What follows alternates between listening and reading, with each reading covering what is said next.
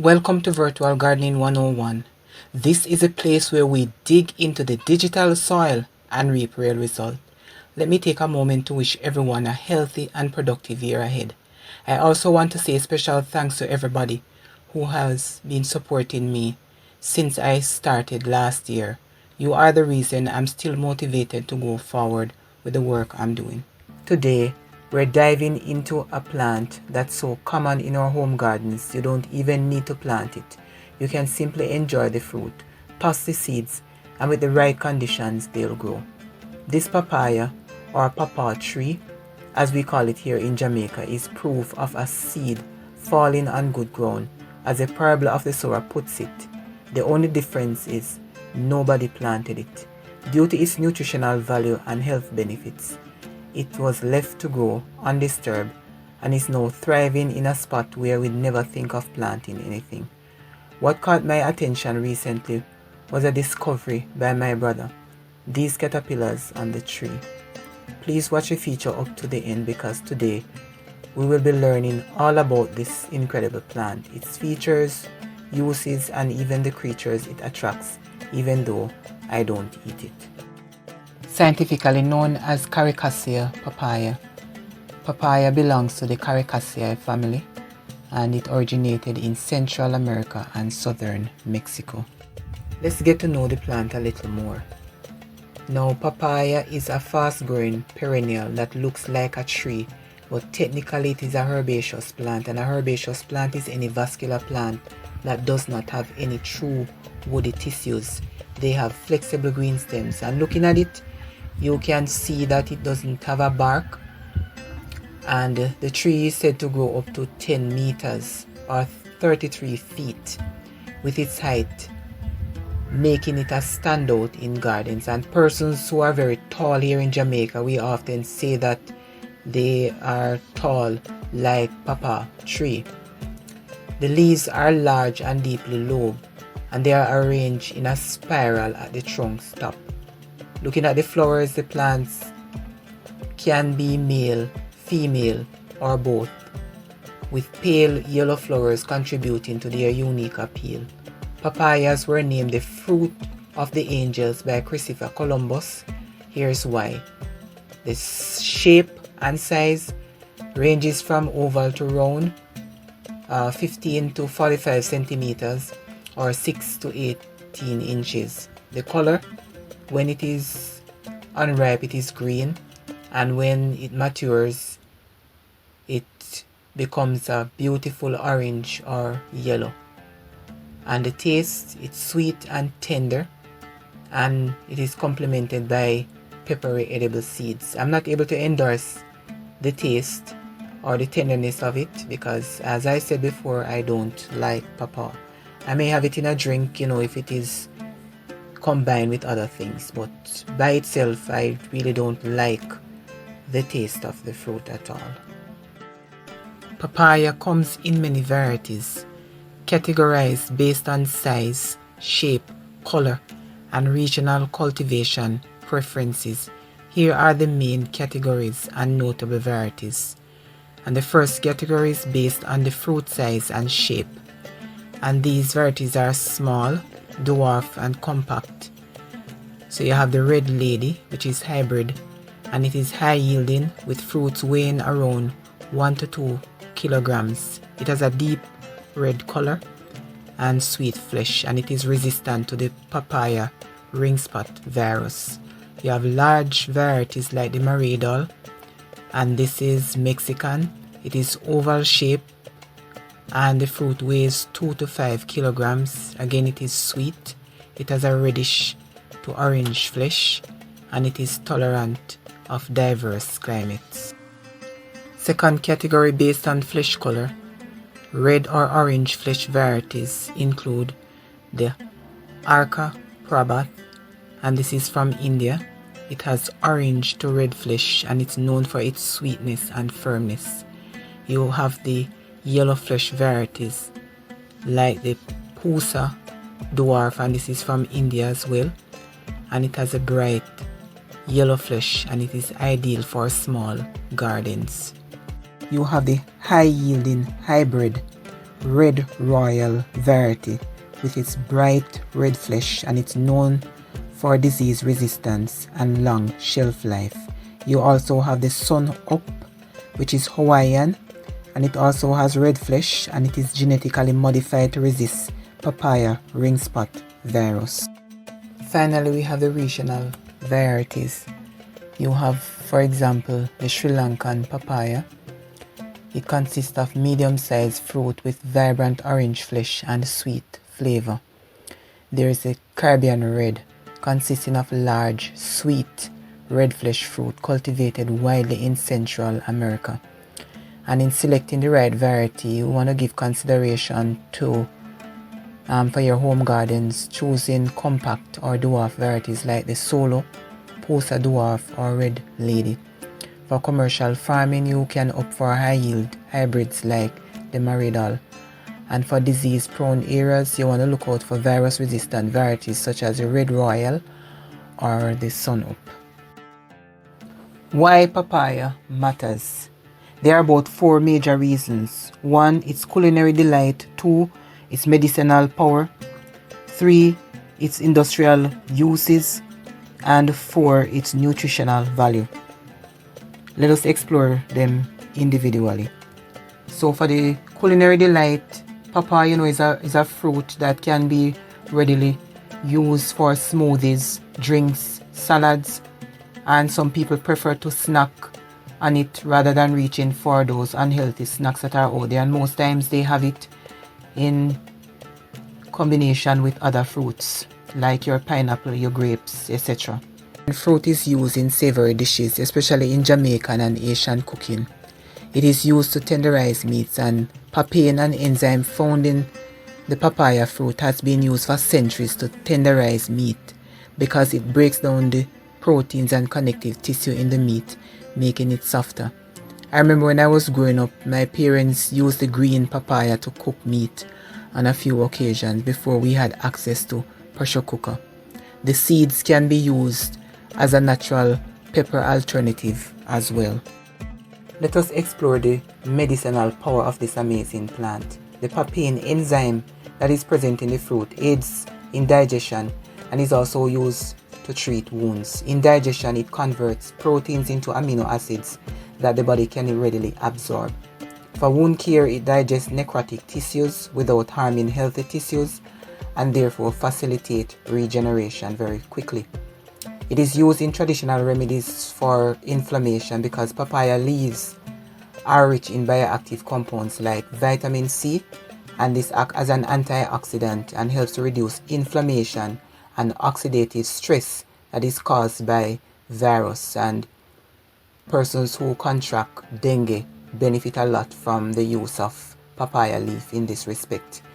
The phenolic compounds and flavonoids that are present help to modulate the immune response and reduce the severity of symptoms like joint pain and fever that usually accompanies the dengue fever. Clinical studies support the use of papaya leaf extract, which helps to increase platelet count, which usually falls when persons contract dengue. However, larger control studies are needed for definitive proof. And I just use this opportunity, to encourage persons, if you feel you have contracted the virus, it's best for you not to sit at home and try this method, but go and seek medical help very early because severe dengue can cause death. Papaya leaves can have several benefits for chickens, including growth promotion in the following respect. The leaves contain bioactive compounds including flavonoids that stimulate growth and help to improve the overall metabolism and health of the birds. 2. The nutritional profile. It contains proteins, vitamins, and minerals that support muscle development and stronger bones. 3. It improves digestion. So the papaya leaves contain a natural enzyme called papain, as I've mentioned previously, and this aids in protein digestion. Better digestion means chickens can absorb more nutrients from their feed, and this contributes to improved growth rates. It also helps to boost their immune system. So the antioxidants and other compounds present in the leaves help to strengthen the immune system and reduce the risk of disease, and therefore improve the quality of their life. Additionally, papaya leaves are very beneficial to the poultry industry in the following respect. They are used for their antiparasitic properties. So the alkaloids like Cariceae helps to reduce internal parasites such as worms in the gut of chickens. And healthy chickens that are free from parasites can grow faster and more efficiently. The leaves are also used for the treatment of intestinal disease like coccidiosis, a parasitic disease that affects the intestines of poultry, and it usually causes diarrhea and weight loss. And it is caused by protozoan parasites in the Emeria genus. Also, papaya leaves have antiviral properties and is used to treat Newcastle disease in chickens. And this is a highly contagious and fatal disease that affects not only chickens but other birds. And it usually spreads very quickly and can kill a lot of birds in a short space of time. Let us now look at some of the industrial uses. Once again, papain is a star. And I should have mentioned this earlier. Papain is a digestive enzyme that is extracted from the dried latex of immature papayas, and it is used in many industries. For example, in brewing, the enzyme is used to chill-proof beer, and chill-proofing is a process that prevents the beer from becoming hazy or cloudy when it is cooled to low temperatures. Papain is used in the production of textile. So it is used to degum natural silk and shrink resist wool. It is used in the manufacturing of cosmetic products as well. And so papaya is more than just a fruit. It's a plant that is filled with a lot of potential. And it's not until I went deeper into this research I have discovered some of these things. So papaya is not just an ordinary plant out there. And there are so many other benefits that I have not listed. If you're curious, you can always go and do your own little research on it. And let me not leave out the nutritional value, because it's a fruit and it is packed with vitamins A, C, E, fiber and antioxidants, and that is why people consume it a lot. So there are so many benefits to be derived from this one plant. Now that you are aware of the many uses of this amazing plant, you may want to grow your own plants, and it's very easy to do. All you need to do is to put the seeds to dry, and then you can always sow them and nurture them, and as soon as they are mature enough, you can plant them out in your garden. Let's say you don't have enough time to do that. As I've said before, you can simply enjoy the fruit and toss the seeds out in the garden, as long as you're throwing them in a location where you would want to have the trees or the plants coming up. And as long as the environmental conditions are right, they'll grow. Bear in mind that the plant loves the tropics and thrives in warm, frost-free environments, and it does well in fertile, well-drained soil that is slightly acidic, and it takes about 6 to 12 months to yield fruits once the conditions are right. It's now time to feature some of the major insect pests that are attracted to the plant. First up, we have fruit flies. Fruit flies normally lay their eggs in the ripening fruit. The larvae feed on the fruit, causing rotting and rendering it inedible. We have the papaya mealybugs, and these are sucking insects, and they normally suck sap from leaves, stems and fruits, causing yellowing, wilting and stunted growth. They excrete honeydew, which often lead to the growth of sooty mold. And if you have not seen my feature on mealybugs, you can always go and check it out. I'm going to leave a link in the description because I won't be able to attach it to this feature. Next we have aphids, and aphids are also sucking insects, and they normally suck sap from leaves, causing curling, distortion and yellowing of leaves. They facilitate the transmission of viruses like the papaya ring spot virus. Up next we have whiteflies, and their impact on the plant, again they are sap-sucking insects, and they suck sap from leaves, leading to yellowing and defoliation. They also excrete honeydew, promoting the growth of sooty mold. Next we have thrips, and thrips normally impact the leaves, flowers and fruits, causing scarring, slivering and defoliation as well. Papayas are also impacted by scales. You have the papaya soft scale insect, and these are sap-sucking insects, and they suck sap from stems and leaves, causing wilting, yellowing and reduced fruit production. They are also impacted by caterpillars, and earlier in the feature I made mention of the caterpillar, and this particular caterpillar is the aloe sphinx moth, and the larvae feed on the leaves and occasionally the fruits, and they cause a reduction in the photosynthetic capacity and overall vigor of the plant. This is all I'll say on this particular caterpillar. I wanted to say a lot more, but I don't want the feature to be very lengthy, and so you can look out for the next feature that will be coming up on it, when I will talk a lot more about this particular pest, seeing that it's the only one that I've observed on the plant thus far.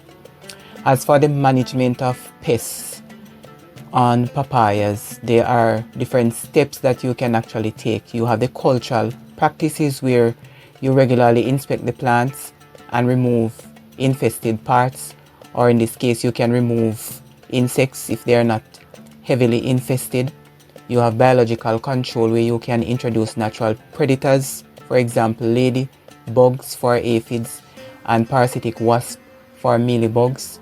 There's chemical control, where you can use insecticides, and you got to use them judiciously, adhering to safety guidelines, bearing in mind that most of these chemicals are toxic, and so you have to be careful how you're going to apply them, knowing that within a space of time you're going to be consuming them, and they will always have residues left on the fruit.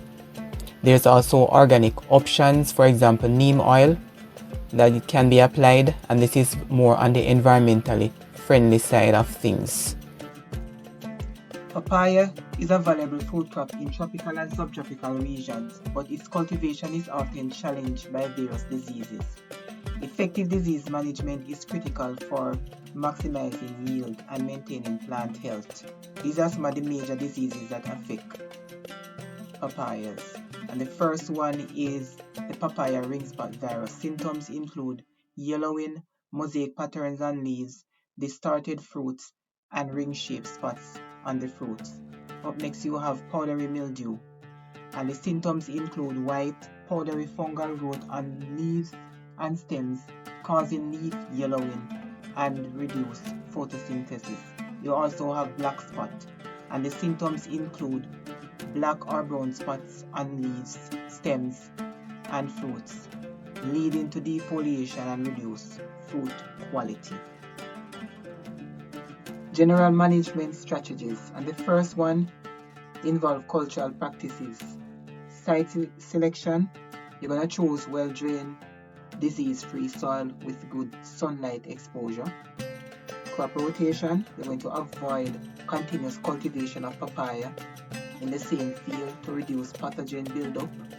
And 3, sanitation, regularly remove and destroy disease, plant parts and weeds. 2, resistant varieties, plant disease resistant or tolerant varieties wherever possible, as they provide the most cost-effective and sustainable management option. 3, biological control, you're going to use beneficial microorganisms to suppress pathogens, and I'll put those microorganisms on the screen. I'm not going to try to pronounce them.